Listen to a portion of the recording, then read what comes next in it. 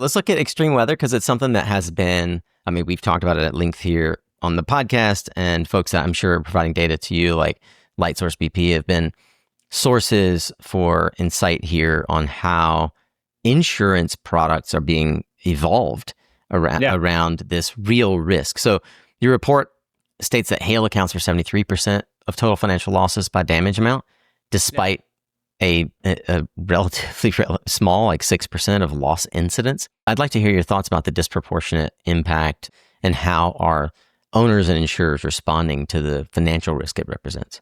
Yeah, I mean, this is a classic from an insurance perspective. It's a classic, like, high severity event, right? You can have one 10-minute span, you can lose tens of millions of dollars of value.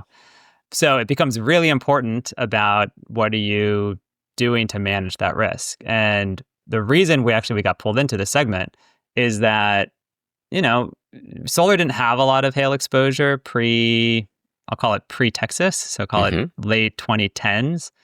And the first material hail losses were 2018, 2019, as we were building more and more in Texas. Right. And it caught the insurance community off guard. And I remember I was in an insurer's office, call it late 2019, right after the Midway event happened, which was an $80 million loss.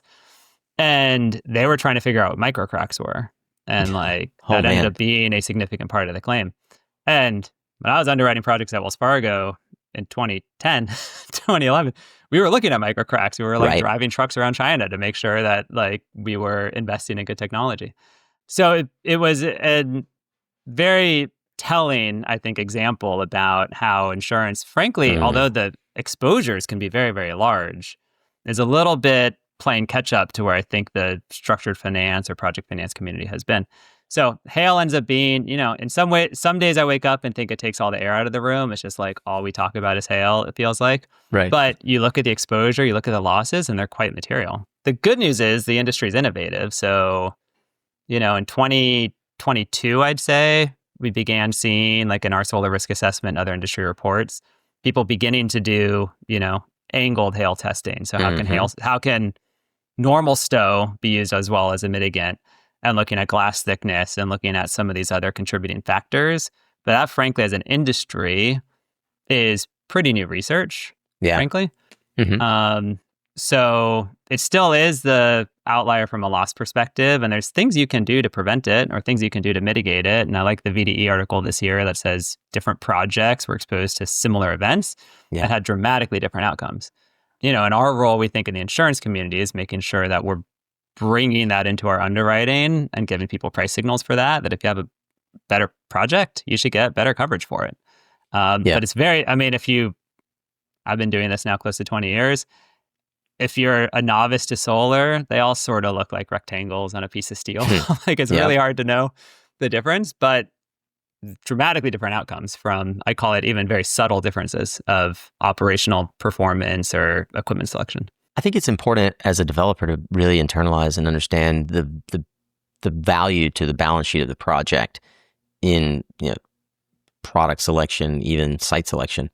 Have you been able to put numbers around how developers have modified projects? And I guess what I'm trying to get my hands around is new insurance products are available. The insurance industry has changed. The tracker companies have created innovations around their own trackers to accommodate for hail.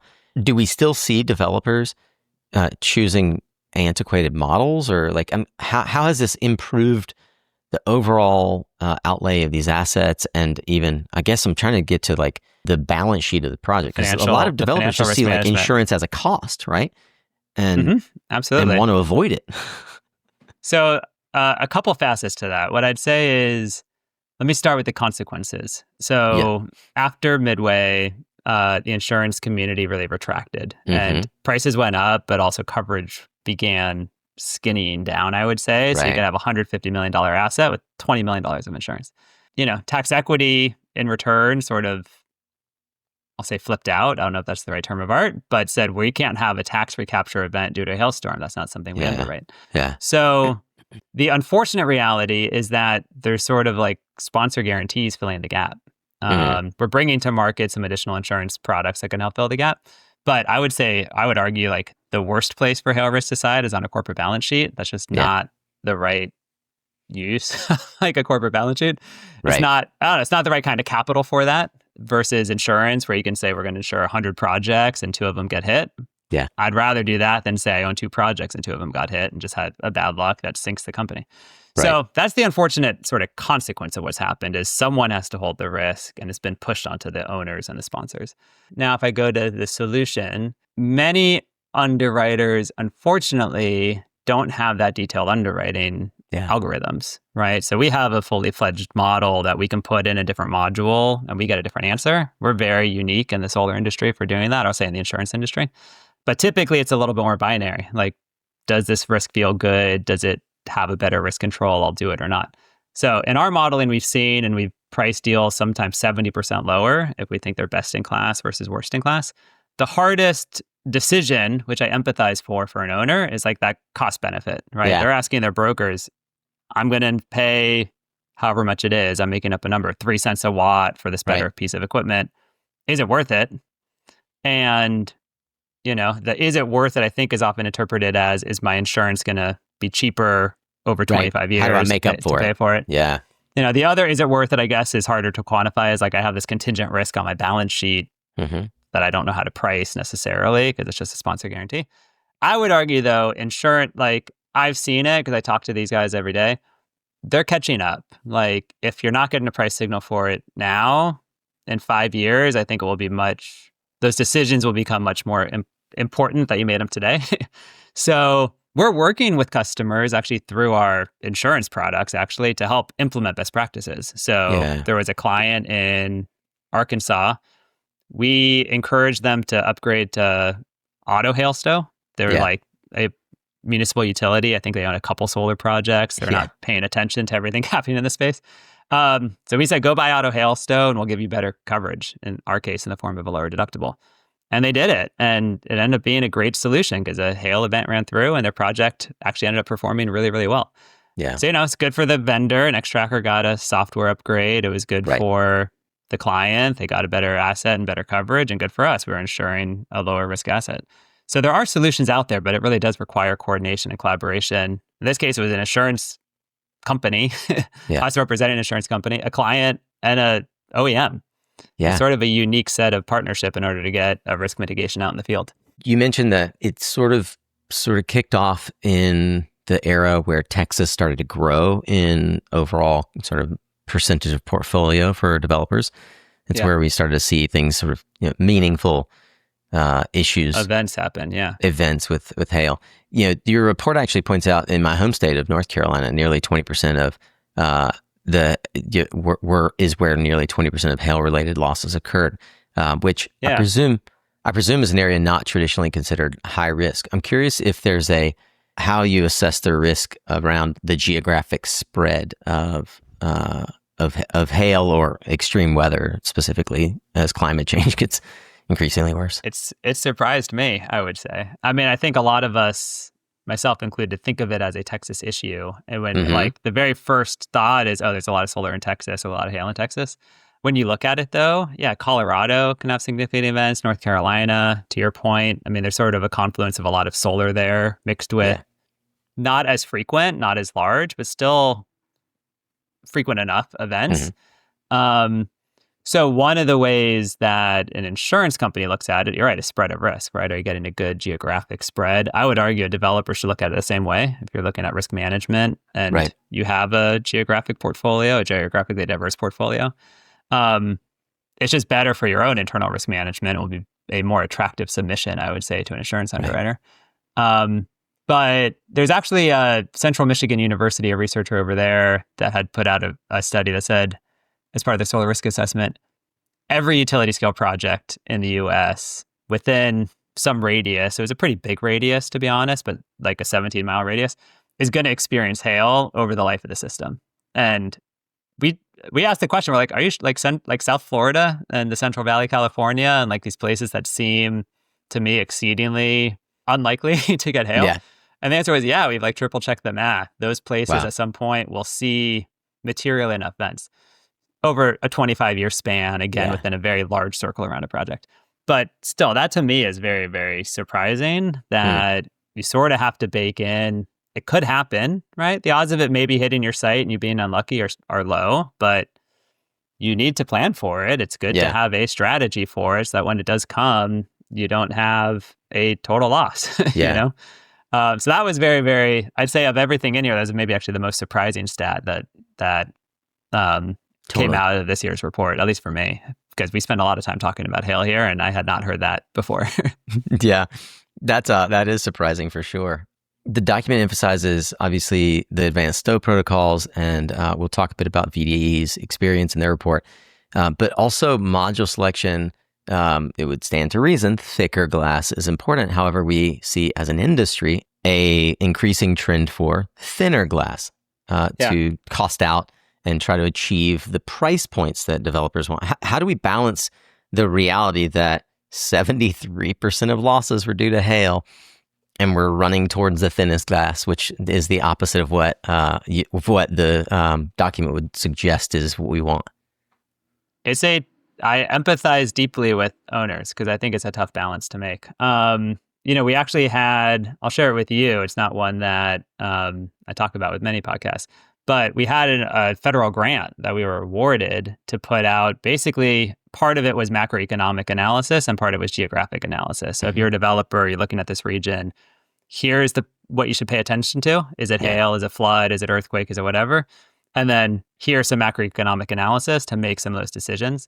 Unfortunately, we won the award. We've negotiated it. It's yet to it's funded, but in this administration, it's yet to be approved. Disbursed. Yeah. But I think those tools are desperately needed because it is like we have our view, right, of risk reduction. We share that with our clients. If you're a developer out there, you can approach us. We're happy to talk to you. We work with insurance brokers often to help get that information back in the hands of a client. Mm-hmm. But it's a tough decision to say, should I make, in a super competitive environment, should I make this investment? Versus, the industry, here's what I say. Culturally, we've been really, really, really good at squeezing every penny out of these assets. And I think culturally as well, I'm beginning to see over the last 3 years, people are beginning to say maybe it's gone a little bit too far. Maybe the glass is a little bit too thin. Like we're seeing spontaneous glass breakage rates increase. Yeah. Like maybe it's just gone. Maybe we pushed the limit a little too far.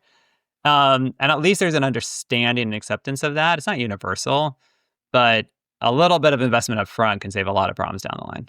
Yeah, it was just that PV hopefully module. What we're trying to capture in part through the report.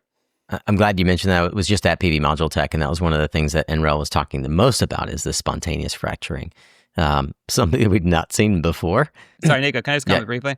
Go for it. I was in China in 2012 maybe, 2010. And we were looking at module factories and, seeing how they all worked. I hadn't really been to a module factory or even a testing lab for, call it 10 years, maybe longer than that. I went to PVAL last year, and they're still rectangular modules, but it's clear. I know a lot of your listeners are maybe newer to the industry or figuring out. It's clear. The modules are different. Like the glass, you can't really tell it's thinner, but the glass is thinner. The aluminum frames, you could tell, they're skinnier. The aluminum's thinner. They're a different piece of technology than they were 15 years ago. And every year we're squeezing more, slightly bigger form factor, slightly cells cut slightly differently. And they go through testing, which is great. But I think we maybe hit the point of they're big. I think the NREL term that they've coined is big and floppy. They've become big and floppy, and you get glass that's breaking when it shouldn't break. That's right. So anyway, it's had an evolution, and I think it's worth looking at what's the stopping point for that. Yeah. And I think that the industry is having a reckoning right now with how thin is too thin. Obviously, NREL is going to provide a lot of insight into or input into their recommendation for, I think, glass thickness. That's what it sounds like is coming sort of down the pike for them. I want to talk about hailstow because one of the things that was interesting about the risk assessment document is that there was a little bit of, I'll say, friction between the report that you pointed out, where VDE reports 100% hailstow success with specific instances. I want to know if you can highlight what those instances are, and then I'd love for you to touch on the work that you highlighted around groundwork renewables that suggests perhaps some overestimation in the market. Yeah. So let's start, I guess, with the VDE report. And again, I don't want to speak on behalf of VDE or the case study that they presented. So go look at the report if you're a listener. But there was a well-publicized hail event last year at a site called Fighting Jays, right? And it was one that had a plane or maybe a drone fly over it, and you could see the destruction. It led to a lot of media hits, and a lot of I'll call it black eye for the industry. People are like, "Oh, this leaking toxic sludge into the ground." It's a lot of Fox News talking points. But it was a site under construction, and I think that they, as I understand it, were not in hail stow, which basically means tilting the modules to a steep angle after you install it. And the idea over that is, if you're at a steep angle, you get more of a glancing blow than a direct hit. So VDE spoke to other asset owners in the region that had similar projects that were able to stow. Some of them 100%, some of them less successfully than 100%. And again, we're sort of working off anecdotes, but anecdotally, that was effective, and they had much less severe impacts than I'll call it the well-publicized impact. A lot of the world that we're in is pairing physics-based research with stories from the field and data from the field, and making a marriage of those two. So when we model it in-house, we look at both the physics-based exposures and we sort of calibrate that for field reality. So Groundwork did something where they were measuring some of the physics of, I'll say, this might be the one article where it's been explained to me like 5 times and I still feel like I need a PhD in physics to really understand it. But there's different types of force, and if you do a pure physics model, the Groundwork research basically said you could be slightly overestimating how effective hail stow is at very steep angles. Now, the conclusion to me, my takeaway is it's still very effective, right? We're talking, is it an 80% reduction or is it a 60% reduction, sort of orders of magnitude?